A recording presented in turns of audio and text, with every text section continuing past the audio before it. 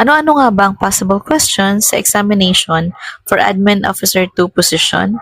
According to DepEd Order number 7, Series 2023, Enclosure number 5, para sa salary grade 10 up to salary grade 22, which is under ang AO2 position, ang criterion for potential ay may maximum na 20 points.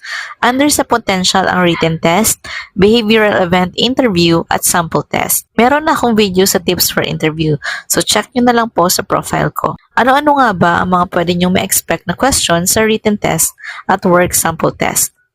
And this is only based on my experience po at hindi po ito same sa lahat. Nakatry po kasi ako mag-apply sa 3 divisions na malapit sa amin. So ito yung mga na-encounter ko ng mga questions. So for written test, may na-remember ako na ang instruction is create a title for a school-based training on employee development or workplace management and explain how this training will benefit the employees in the school. Meron din ako na-experience na grammar test, then multiple choice naman siya. Sa skills test naman, nakatry ako na pinagawa kami ng training design, then dapat nasa complete format siya from title to signatories. Ang focus din is for employees development.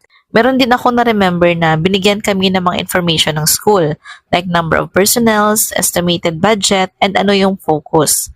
Then from that information, gawa namin siya ng AIP or Annual Implementation Plan, then training design, and standard pa rin yung format.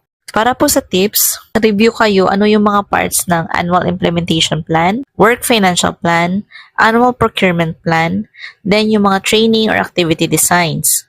May edge dito yung mga taga-DepEd na or nasa government service at gumagawa sila ng mga ganitong documents.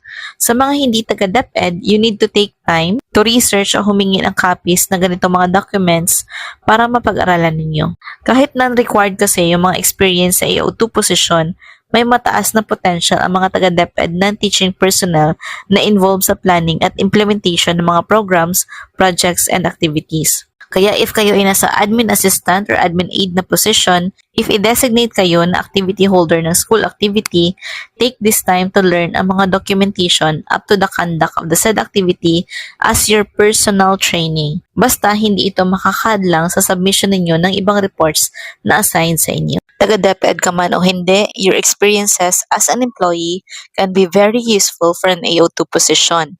As I've said, halos lahat po ng naranasan kong questions ay may kinalaman sa workplace at employee management. Kaya kung kayo ay naka-experience na maging isang regular na empleyado, alam na ninyo ang mga problems sa workplace at sa employees na dapat bigyan ng solusyon ng isang agency. Use those experiences to create an effective and meaningful training or activity design.